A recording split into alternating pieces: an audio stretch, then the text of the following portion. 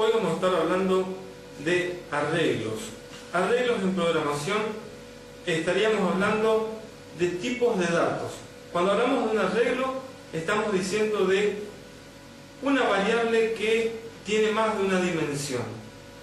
Nosotros hasta el momento hablamos de variables unidimensionales, es decir, estábamos diciendo tipos de datos, variables constantes.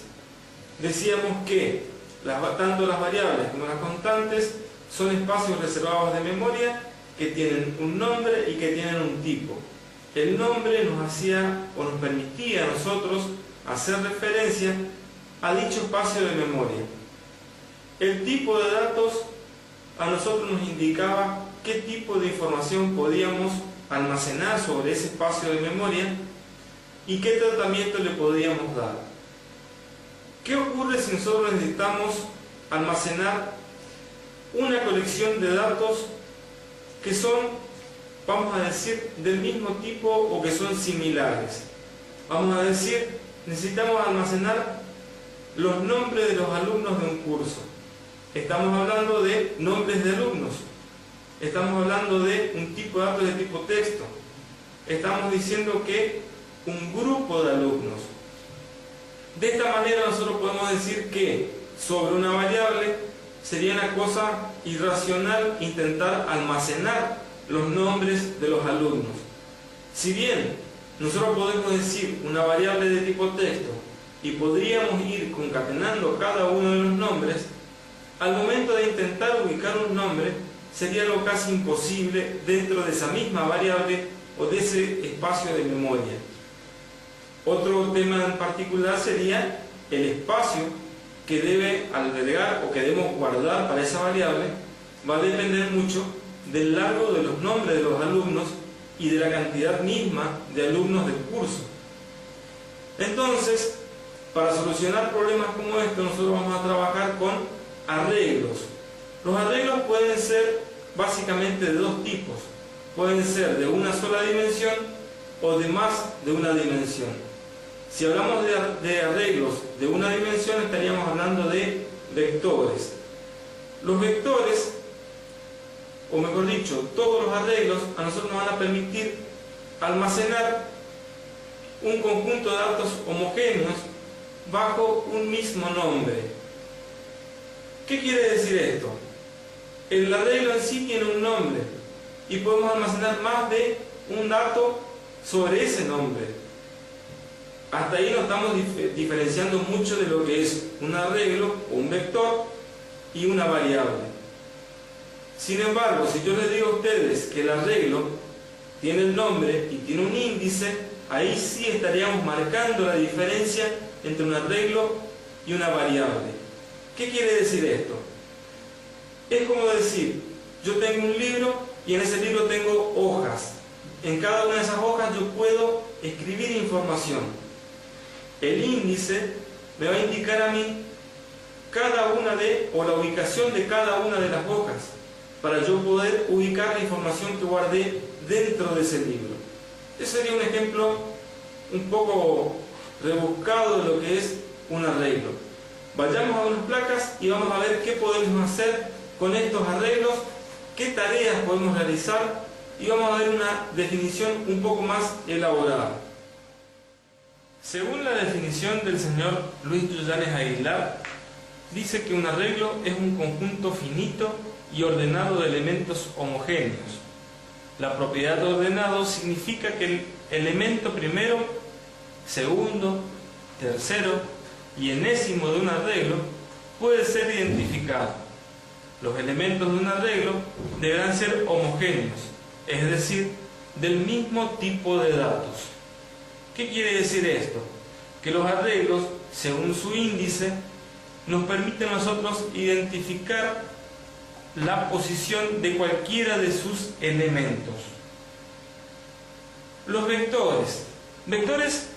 Los vectores son el tipo más simple de arreglos, también conocidos como arreglos unidimensionales. Los arreglos los vectores tienen una sola dimensión, por lo tanto tienen un solo índice. Por eso es que se los llama de esa manera. Las operaciones que podemos hacer con vectores, ¿cuáles son? Primero de todo, para trabajar con ellos, la declaración del vector. Luego tenemos la asignación, que es cuando le asignamos un valor al vector. La lectura sería cuando tomamos información que en algún momento se guardó dentro del vector. Y la escritura es cuando escribimos en él.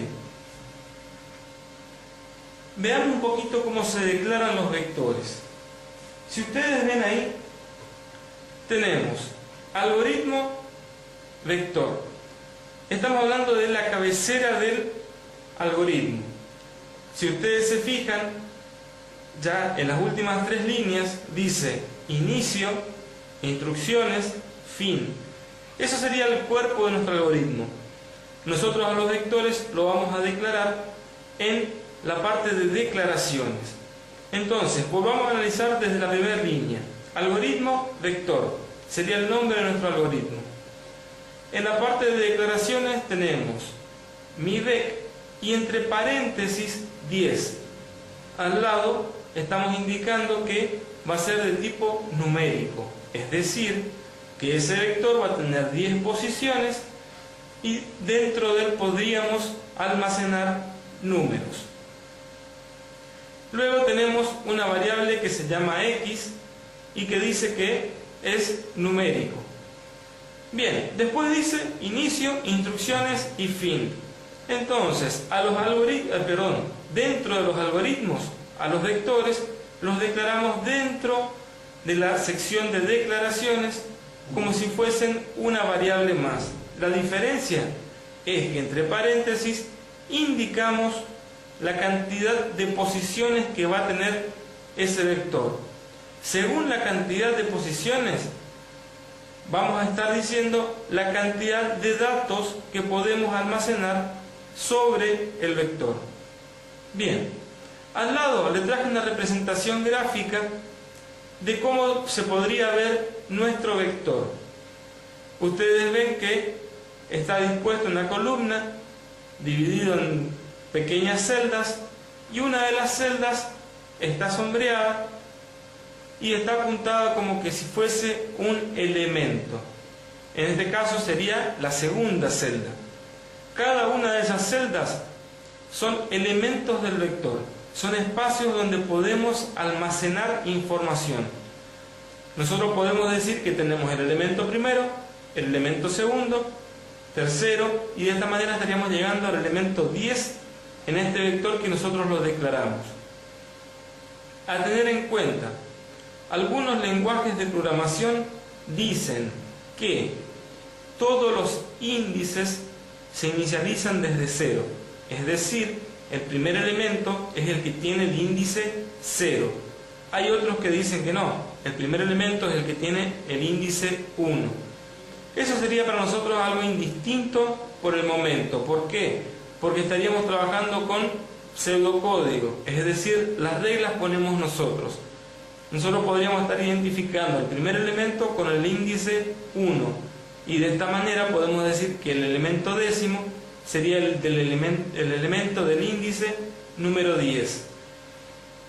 De esta manera entonces estaríamos viendo cómo se puede representar un vector como si fuesen celdas continuas de memoria. Algunas definiciones dicen que los vectores son celdas continuas de memoria. Nosotros podemos decir que, bueno, tal vez no existan celdas continuas de memoria, pero sí se las representan como si fuesen celdas continuas. Y de esta manera tenemos una representación gráfica de lo que puede ser entonces un vector.